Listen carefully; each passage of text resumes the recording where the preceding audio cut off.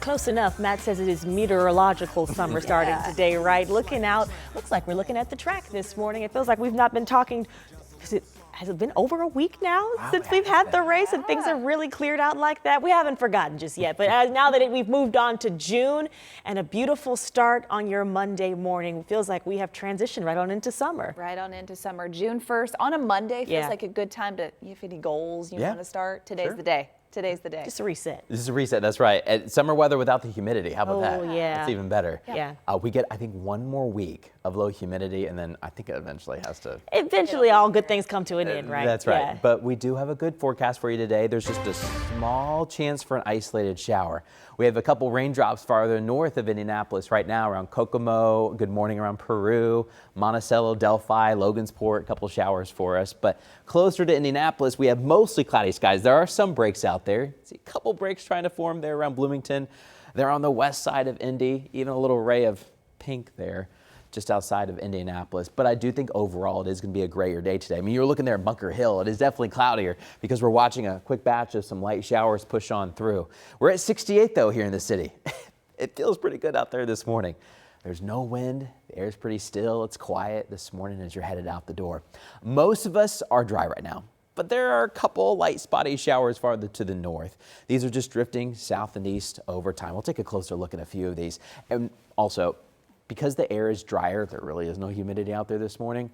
Not every single raindrop is reaching the ground, but we do have a couple spotty sprinkles around Marion. So Grant County this morning, Howard County up towards Carroll, Cass, White counties, even Miami County, a couple sprinkles. You're looking around Logansport, got a couple sprinkles out there. We've had a couple sprinkles try to pass by Greenfield too, really headed out towards eastern Hancock, and a couple down US 52 trying to head towards the Lions Den there in Rushville. But overall, most of the day is dry. Just because there's this boundary sitting close by, there may be a spotty shower. Most active weather will stay out of Indiana. But our high pressure that's kept us dry, it has a couple cracks in it today, allowing a spotty sprinkle. But I think the rest of the week does tend dry, and we're going to show you that high pressure pattern and show you when that blocking will take place again. But this morning, Lindsay, as you're headed to the south side through the south split, we're dry. Yeah, it looks pretty good out there this morning, and our traffic flow is still moving, which is good. But this is one of those trouble spots here in the construction zone as you are coming up on the south split. This is looking north from Raymond Street, where we typically do see some stop and go traffic approaching the south split once we get closer to that peak morning rush hour. But everything looking good so far this morning. We'll be watching out for some brake lights. And just want to take you a little farther south from there. This is going to be the on and off ramp to Keystone Avenue. Obviously, this is still under construction, so that ramp does remain blocked at Keystone Avenue from 65 southbound. As far as delays go, we are moving smoothly still at this point. Everyone in the green for our drive times right now in those splits, but we'll keep you posted once we get a little busier to that peak morning rush.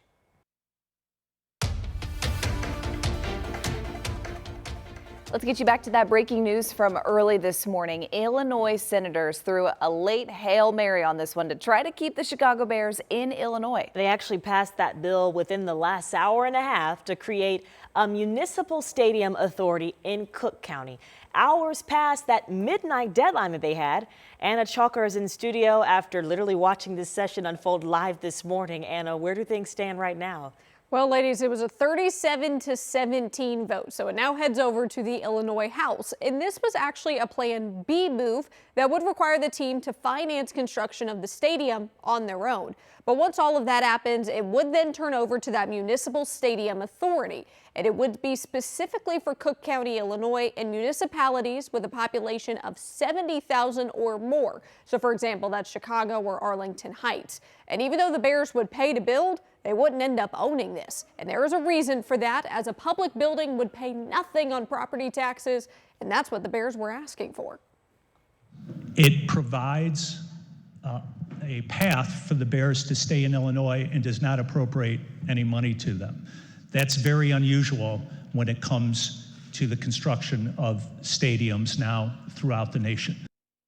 Now, this is the bill's author, Bill Cunningham. He says they have talked with the Bears, still waiting to hear the response of how they feel about this move here. But like we said, This was something the Bears were requesting through all of this, just with so many of those changes, especially the changes we saw here in Indiana with all the changes of wanting to bring him to Hammond. So kind of the Bears are hanging out across state lines trying to figure out what side they're going to go to. So we'll kind of recap that coming up, but also what those that voted no, why they're saying no, because there's a lot of passion behind that one. Oh, yeah, people are passionate about their football and about the Bears. Yep. All right, thank you, Anna. Well, your time is 6:04. Today, there's a vote recount for the race for Indiana Senate District 23 in Tippecanoe County. That primary is currently decided by just 2 votes. Incumbent State Senator Spencer Deary declared the winner over Trump-backed challenger Paula Copenhaver. Now, Copenhaver called for a recount, and it was granted. As she was also asked to depose 13 voters. She's asked to do that. She claimed that they voted illegally in the primary. And in a new filing with the Indiana Recount Commission, she now says it's unclear if 3 of those voters actually cast a ballot in the race. You can learn more about the recount in this week's episode of Crossroads Politics. Actually, you watch it anytime on demand on the free WTHR streaming app. Hey, we have a quick traffic note for you this week. Crews with DPW are closing the 16th Street Bridge for repairs as early as tomorrow. We checked this morning, still open as of right now. The city says the project will extend the life of this historic bridge by fixing some of the broken concrete there. DPW says, though, those repairs could take up to 2 years. So here's a look at some of the detours when this bridge does close, again, as soon as tomorrow. From the west, you will turn right onto White River Parkway to 10th Street, and from the east, take Indiana to 10th. That's a lot to break down. So we've got the details for you on this project at WTHR.com. Tonight, city county councilors are expected to officially introduce a proposal to fund more road construction and repairs here in Marion County. And how do they pay for that? Well, it would make it more expensive to register your car the next time you have to re-up. So under this proposal, most car owners would pay a $100 county vehicle excise surtax. Council Assistant Majority Leader Andy Nilsen says they need the additional local money to meet the threshold required to get matching money from the state.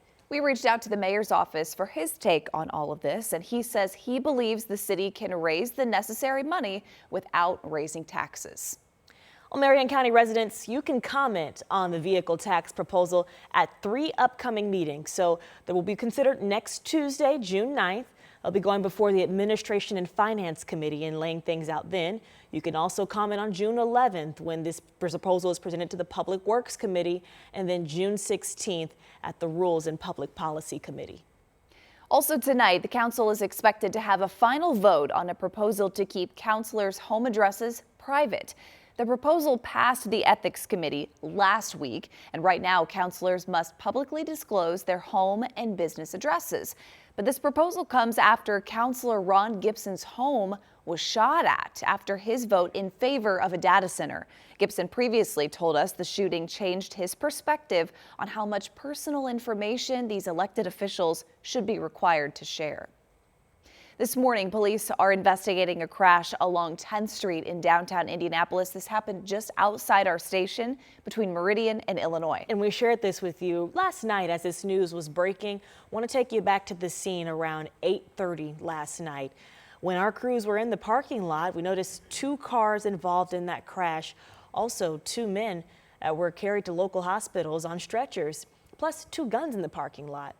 So we have reached out to Metro Police to see if they can share an update with us this morning. Any new information and how those men are doing. We'll be sure to get this story updated here on air and online where you can follow along. State police right now are investigating a deadly shooting at a bar in Muncie and a deputy that fired his gun in the aftermath. Multiple agencies responded here to a person shot just before midnight on Sunday at Hilo's. That's on North MLK and Bunch Boulevard. Police say the 28-year-old man that was shot died at the hospital, and 2 other men showed up at the hospital with gunshot wounds, but so far no suspects. During the response to this shooting, police say a Delaware County deputy fired his gun at a car. How and why is still being investigated this morning, but police say that no one was hit by that gunfire.